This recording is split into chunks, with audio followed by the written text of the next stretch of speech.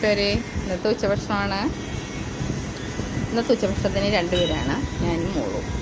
അപ്പോൾ പ്ലേറ്റ് വെച്ചു, ചോറ് വിളമ്പി. ഒരാൾക്കുള്ള ഭക്ഷണം ആദ്യം വിളമ്പാം. ഉച്ചക്കലത്തെ ഒരു വിശപ്പും വല്ലാത്ത ഒരു ക്ഷീണവും ഒക്കെ നമുക്കൊരു വല്ലാത്ത ഇതല്ലേ. പ്ലേറ്റ് വെച്ചു, ചോറ് വിളമ്പി. ഇത് നമ്മുടെ ചക്കക്കുരു മെഴുക്കുവരട്ടിയാണ്. കാരണം നമുക്ക് എരിയുള്ള ഐറ്റംസ് ഒന്നുമില്ല, അതുകൊണ്ട് ചില മുളക് പൊടിയൊക്കെ കൂടുതലിട്ട് ചെറിയ ഉള്ളിയൊക്കെ ചതച്ചിട്ട് വെളിച്ചെണ്ണയെല്ലാം ഒഴിച്ച് അടിപൊളിയായ ഒരു മെഴുക്കുവരട്ടിയാണ്. ഇത് മാത്രം മതി ചോറ് കഴിക്കാനാകും. ഇനി അടുത്ത നമുക്ക് മാമ്പഴ പുളിശ്ശേരിയാണ്. അതിൽ ഞാൻ കടുക് വറുത്ത ശലം മുളകൊക്കെ ചേർത്തു. അപ്പോൾ അതുകൊണ്ട് മാമ്പഴ പുളിശ്ശേരിയും സൂപ്പറാണ്. തൈരൊക്കെ ചേർത്തതാണ്.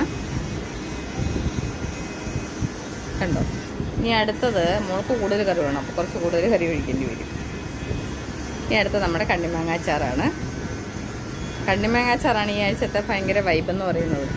അടിപൊളി ടേസ്റ്റിലാണ്. അപ്പോൾ 3 കിലോ ചോറ് റെഡി ആയിട്ടുണ്ട്. ഇനി നമുക്കടുത്ത് എൻ്റെ ചോറ് വിളമ്പാം. എല്ലാ കൂട്ടുകാരും ലൈക്ക് ചെയ്യുകയും സപ്പോർട്ട് ചെയ്യുകയൊക്കെ ചെയ്യണം എൻ്റെ ചെറിയ വീഡിയോകൾ.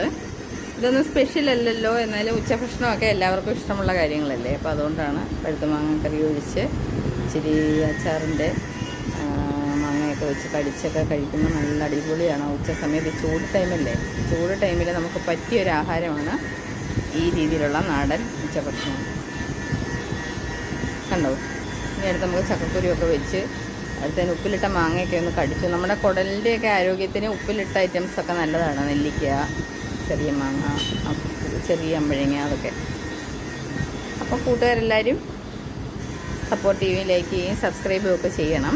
Okay friends, thank you.